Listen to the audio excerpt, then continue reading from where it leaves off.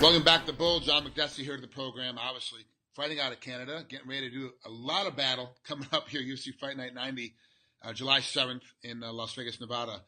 How has training been for you this training camp? Oh man, a lot of changes. I've been working with a whole new bunch of coaches. Just trying to, for me, it was always about chemistry.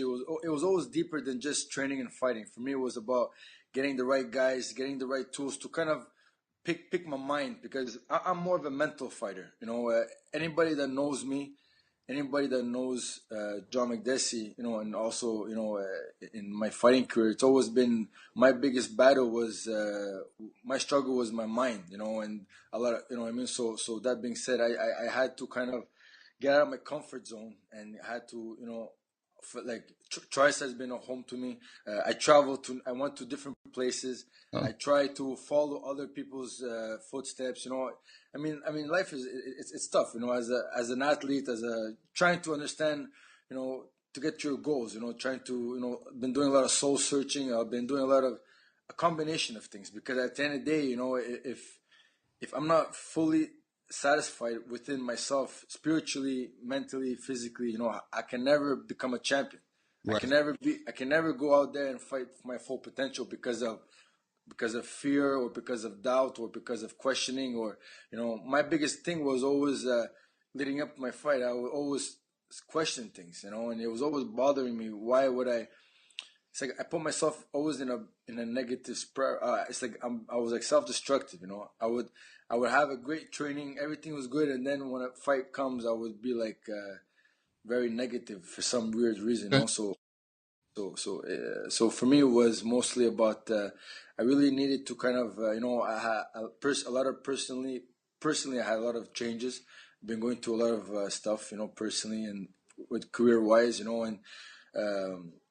Obviously my last fight, everybody kept on saying, that you got robbed and this and that.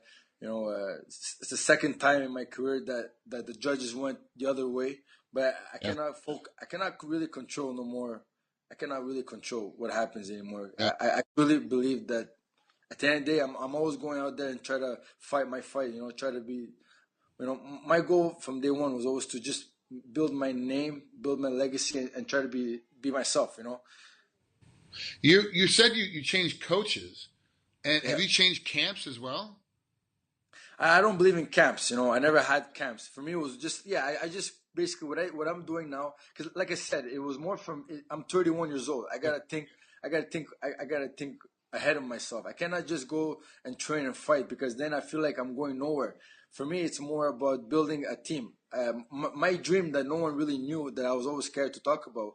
My dream was, I looked up to guys like Mikko Krokop. Krokop was a big inspirational to me, and the reason why was a lot of fighters, they have their own gym, they have their own they have their own teams, in the sense of working together, and not only because fighting is temporary, it's not forever. So for me, like I said, TriStar, it's always been great to me, but it's also limited. I needed to grow, I needed to become more independent in the sense of after my career, So right now I'm working with. I took a big risk. I won't lie to you. It's a big risk, but this is also what I always wanted. Now I'm working in a no-name gym, but guys, I have a good team around me. I assembled a good team, a Muay Thai trainer, a grappler, wrestler. I'm surrounded by a lot of good bunch of guys. And I just got to go out there and find my sparring partners and try to mimic my opponent. But you know what?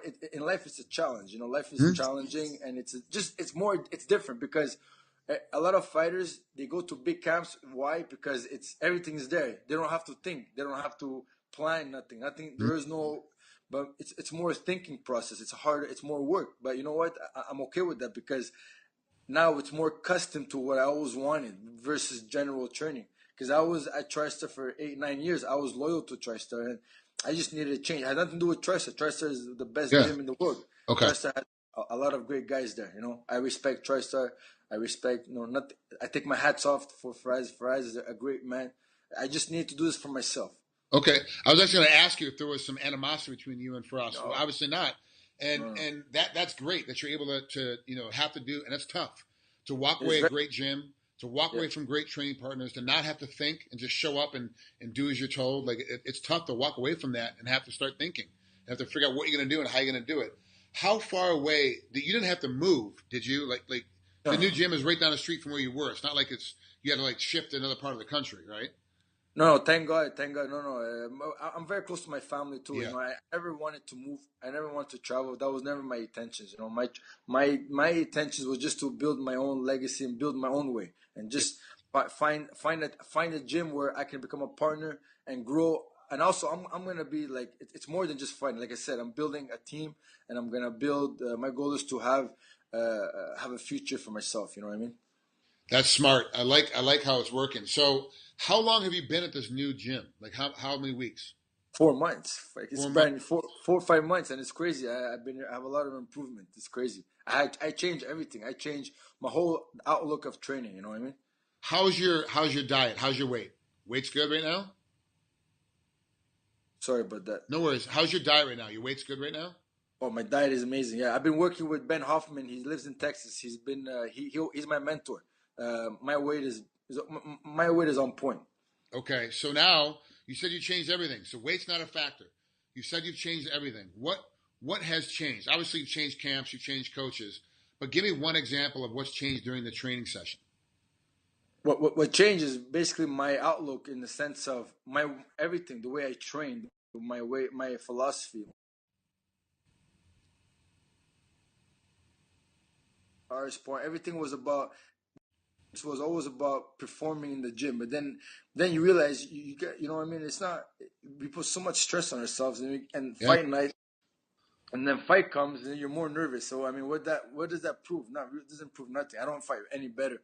So now I'm just trying to change in a sense of not putting too much stress or not putting too much emphasis on having a perfect practice all the time, Right. Always performing in the gym, because some days it's more relaxed, some days more technical. It doesn't always have to be hard all the time, and it's also about quality versus quantity. You know, in MMA, especially mixed martial arts, there's so many things that you have to cover as a fighter. So it's for me, it was about finding my balance, finding what I should work on, in a sense of versus try to master 20,000 techniques, because everybody's always pulling in different directions. As a fighter, you want to make everybody happy. You want to make all your coaches proud. You want to do this, you want to do that. But next thing you know, you're burnt out, you're depressed, and then you ask yourself, why the fuck I'm not happy? Yeah, like, I'm not happy. Like, I'm telling myself why I'm not happy. Like, I should be happy. I'm in the UFC and I'm fighting, but I'm not happy. There's a problem. That's awesome. I'm glad that everything's switched out and everything's changed up. How has it been trying to find opponents to mimic, or finding training partners to mimic your opponent? Well, the funny thing is that I mean, he's a Muay Thai fighter from France, and a lot of Montreal guys, come down from France. From they're Muay Thai oriented, and this and that, and I won't lie to you, it's not really. I mean, it's not the first time the UFC gives me a Muay Thai tall striker. It's not my first rodeo that I'm fighting a bigger guy, taller guy. But for me, it was never about the other opponent. For me, it was never about the other guy. For me, it was always about my state of mind and the way I go about things, my attitude, and I'm very emotionally driven. I'm a type of guy where I work with my heart. And then that's why a lot of people don't really understand me, because I'm not robotic. I can't be fake. I am. Yeah. I need a combination of mental and emotional, because I'm not. That's how I run. You know what I mean? And so that's why I gotta surround myself with guys that understand what clicks and how to push the right buttons with me. That was the hardest part. John, that's awesome. I can't wait to see the new you coming up here on this next fight, July 7th. Have fun with the rest of your training camp, man. Enjoy the process. And if I'm not there live, I'm trying to get there live to watch this one, because I'm really interested in all three fights, all three fight nights that are coming through. It's going to be an incredible night of fights. But I also want to get in there and see a lot of the guys live. There's particular guys I like watching live, and so I want to get into the arena if I can. If not, I'll definitely be at home glued to the TV watching your fight. I can't wait to see what happens. Thank you so much, brother. Thank you. You got to have a great rest of your day, and we'll talk again soon. All right, brother. Have a good day, man.